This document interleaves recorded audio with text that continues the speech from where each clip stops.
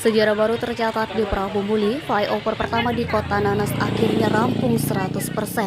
Ditandai dengan acara soft launching atau fungsional jembatan flyover oleh Gubernur Sumsel Haji Herman Deru, Senin 5 Desember 2022. Soft launching jalan layang ini juga dilaksanakan dalam rangka memperingati Hari Jalan Nasional. Resmian jembatan layang sendiri dilakukan di atas jembatan dan dimulai dengan pembacaan doa dan pembacaan Yasin bersama.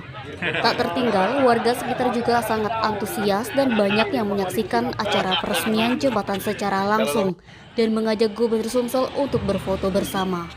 Wali Kota Prabu-Muli, Insinyur Haji Ridho Yahya MM mengatakan, memang Prabu-Muli agak beda di mana setiap acara besar diadakan pembacaan Yasin, karena kami memadukan antara doa dan usaha. Flyover Pati Galung, kata dia, bukan suatu perjuangan yang baru di mana perjuangan di tahun 2014, di mana statusnya masih jalan negara. Flyover Pati Galung, kata dia, bukan suatu perjuangan yang baru di mana perjuangan di tahun 2014, di mana statusnya masih jalan negara. Kenapa ini menjadi prioritas?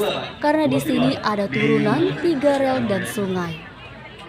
Kemudian setelah melobi lagi dengan desain melalui APBD dan barulah di tahun 2020 dikabulkan oleh Kementerian PUPR. Orang nomor 1 di Kota Nanas itu pun mengatakan dirinya selalu berupaya untuk melaksanakan pemerataan pembangunan di Kota Nanas. Di tengah aturan APBD yang kecil, Pemkot Prabu-Muli terus melakukan upaya pembangunan di antaranya dengan melobi dana ke pusat dan provinsi. Dian, Sumik.co melaporkan.